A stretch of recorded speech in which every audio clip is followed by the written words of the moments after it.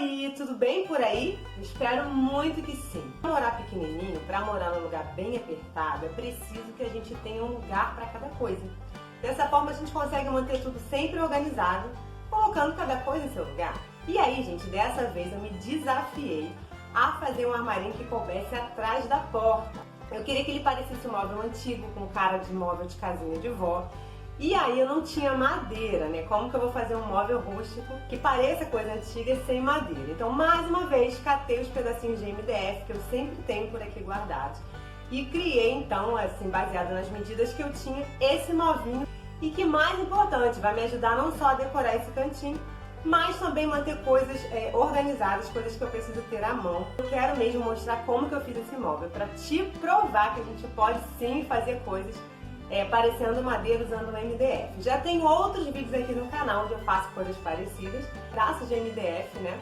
Para criar móveis que pareçam com madeira e melhor, que pareçam com madeira no estilo que eu gosto, que é o estilo farm, que é o estilo antigo. Eu espero muito que você se divirta assistindo a esse vídeo como eu me diverti fazendo esse móvel. Então vamos embora lá ver como é que eu fiz? Eu sou a Aline Barros e seja muito bem-vinda a mais um vídeo aqui do Vlogger e Arte. E essas foram as imagens que eu tirei da internet para servirem de inspiração. O meu não vai ficar exatamente assim, mas a ideia, né, o princípio é exatamente esse. E esses foram os pedaços de MDF que eu usei. Nossa, cada um de uma cor diferente, cada um vindo de um canto diferente. Será que vai dar certo? Então eu fiz algumas marcações para que eu fizesse um formato, um corte, para que deixasse esse formato arredondado, né? Para tirar esse quadradão dele e parecer que é realmente uma peça antiga. Então eu contei com a ajuda aí de uma petisqueira de inox e também com a tampa de um pote de manteiga. Então foram elas que me deram as formas arredondadas. E fiz algo parecido também na parte inferior. Então os dois lados, né, tanto de cima quanto de baixo, tem esse corte arredondado que são mais ou menos parecidos, tá? Depois, com a peça de aglomerado, que é uma peça fininha, eu comecei a fazer também os traços para fazer formas arredondadas para as laterais do meu móvel. E aí usei mais uma vez a petisqueira de inox, né, que é uma bandeja bem grande, arredondada, e também a tampa de manteiga. Eu tive também o cuidado de trocar a serra da minha máquina tico-tico. Observe a diferença que tem entre essa que eu vou usar agora, bem pequenininha, com as cerdas bem fininhas, para outra que eu já uso há muito tempo para cortar madeira, né? Ela vai me dar uma precisão no corte, né? Então, no desenho do corte, ela não vai estraçalhar a minha peça de MDF. E depois de cortadas as peças, eu começo a tirar o brilho com a minha lixadeira. Estou usando uma lixa grossa, né? Uma lixa 80, que é uma lixa bem grossa. Poderia ser qualquer lixa, desde que ela tirasse esse brilho aí do laqueado da face da fórmica, né? Faço a mesma coisa na peça maior, que é a peça que vai servir de fundo para o meu armarinho. Então, ela é bem brilhosa, né? Tem uma laca bem de alto brilho, então vou passando a lixa para tirar esse brilho. Nas peças onde não tem esse brilho, eu não precisaria usar a lixadeira, mas mesmo assim eu vou usar. Para quê? Para tirar o quebradiço das pontas, para acertar o corte, né? Para dar uma finalização em todas essas beiradinhas e lugares mais salientes ali do aglomerado. Então, para isso que vai servir essa lixa, né? Depois eu venho com a minha massinha da Viapol, sempre falo nela por aqui. É uma massinha muito gostosa de trabalhar, então eu vou tampando todos os buracos maiores de parafusação, buracos onde tinha pregos, todas as imperfeições da madeira, mas não só os buracos, eu uso também na face do MDF, na face da minha prateleirinha, onde eu não quero colar ou não tenho a fita de bordo para colar. Então, não tendo a fita de borda, essa massinha, ela é maravilhosa para selar essas pontas quebradiças e depois é só a gente começar a lixar, assim, mas não precisa também de uma lixa muito forte, não precisa nem da lixa elétrica, né? Só com a mão mesmo a gente consegue tirar essas partes mais salientes da massa e também as bordas do MDF, onde eu dei acabamento ali com essa massinha. Eu decidi usar meu prime caseiro, e para quem não assistiu ao vídeo, assistam porque tá maravilhoso. esse primer eu vou usar só nas partes onde tem muito brilho, onde eu precisei lixar. Eu não precisaria nem usar, já que eu tenho primer, já que ele tá aqui, né? Tenho bastante, então eu passei. Tava um dia bem quente, então eu passei apenas nas peças mais protegidas.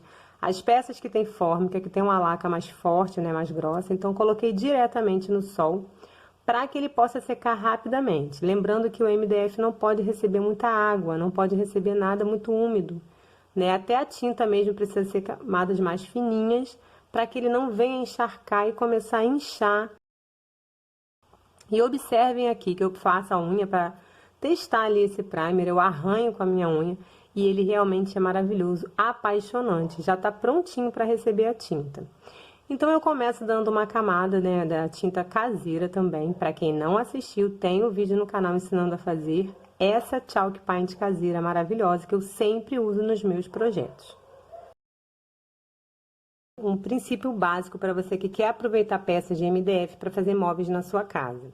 Observe que a gente fez um corte bem ali no meio da madeira e esse corte ficou torto, ficou feio, né?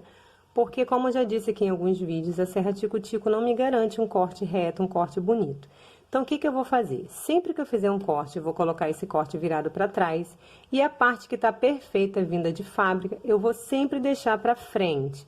Então, aqui a gente vai começar a montar um nicho. Então, todas as partes que estão lindas, perfeitas e maravilhosas de fábrica, a gente vai sempre virar para frente.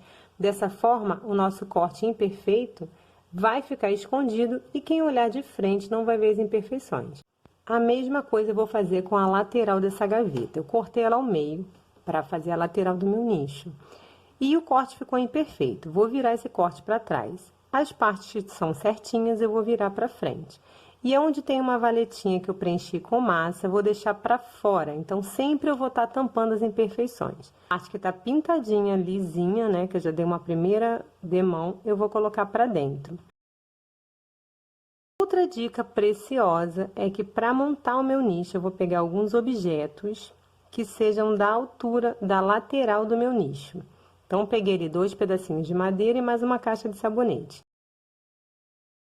Então, eu vou pegar esses objetos, vou colocar no meio ali para apoiar o tampo de cima. Dessa forma, a minha mão vai ficar livre ali para que eu possa trabalhar, movimentar as laterais, sem o risco desse tampo de cima cair, né? E com ele já apoiado em cima desses objetos, eu só vou certificar de que está tudo alinhado para então parafusar. Então, com a mão bem firme, né? Nesse movimento reto de cima para baixo, eu vou estar parafusando aqui a lateral do meu nicho.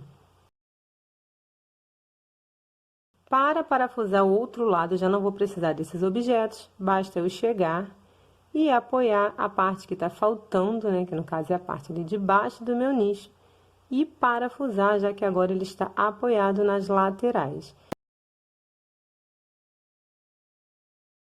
Uma dica bacana também, para que o parafuso não fique para fora, né, que para que ele fique bem retinho, é eu pegar uma broca que seja exatamente do tamanho da cabeça do parafuso e fazer um rebaixo. Ou então, com o próprio bit da parafusadeira, a gente vai ali, já que é um material macio, e dá uma estraçalhada ali na entrada do parafuso. Eu tenho feito isso e não estraga no bit nem nada, até porque é de ferro, né? Então não tem problema nenhum.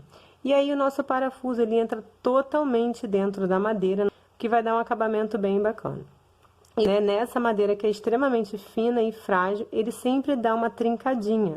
Então a gente vai estar corrigindo isso depois com a massa, não se preocupem, porque a gente já colou ali tudinho, né, aonde foi parafusado, e mesmo com essa trinca, ela não vai aparecer. Isso, hora de começar as marcações ali para estar instalando o meu nicho. A primeira coisa que eu vou fazer é colocar o nicho, então eu apoio as laterais só para saber a altura exata onde eu quero que esse gaveteiro fique, né? Então, já sei onde é, fiz uma marquinha com a caneta e vou começar a marcar com a régua todos os ladinhos antes de fazer uma linha, né, para me guiar ali na hora de parafusar. Depois eu faço pré-furos. Esses pré-furos vão me guiar na hora de estar encaixando uma peça na outra. E aí sim eu posiciono o tampo em cima do gaveteiro e começo então a parafusar. Depois é só colocar as laterais, sempre fazendo ali pré-furos onde for preciso, para esse MDF não estraçalhar. E aí sim, com tudo montadinho, vem a hora de pintar. Mas ainda falta uma prateleirinha ali no final. Então, eu peguei ali 2 pedacinhos de MDF e vou parafusar um no outro, para depois ficar mais fácil de estar alinhando essa peça no meu armarinho.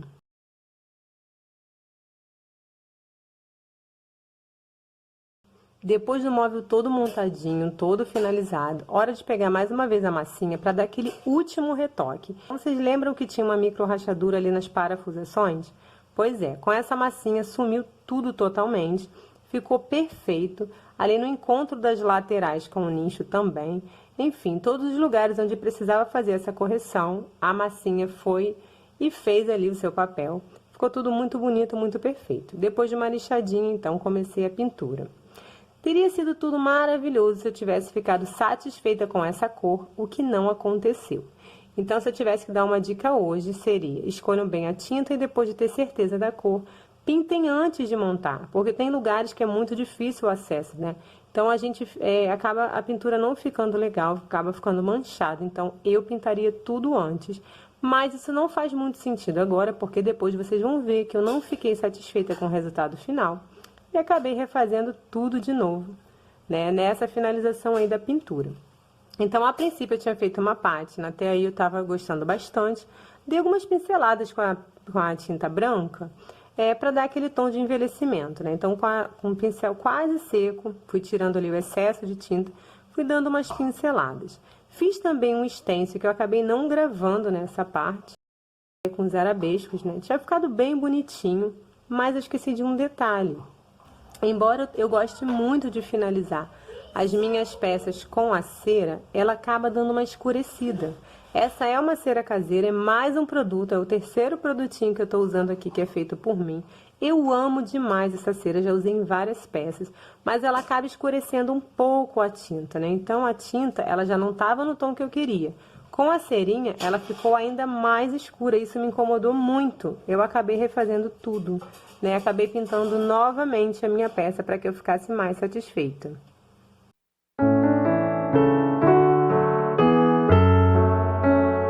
E depois de acertar exatamente o tom que eu queria, a cor que eu queria, aí sim eu fiquei muito satisfeita, porque eu queria uma cor que não brigasse com os outros elementos que eu já tenho aqui dentro do quarto.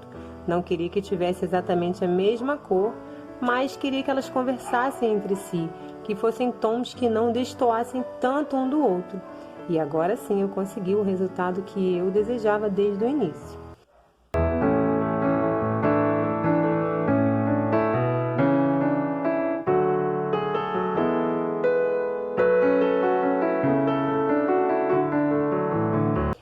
Eu gosto muito de saber da sua opinião, de responder os seus comentários e gosto muito de receber todo esse carinho que eu recebo em cada postagem que eu faço aqui do canal. Quero agradecer demais a sua presença e se você gostou, não esquece de compartilhar com aquela pessoa que você sabe que também vai gostar desse vídeo. Muito obrigada por assistir até aqui, até o próximo. Tchau!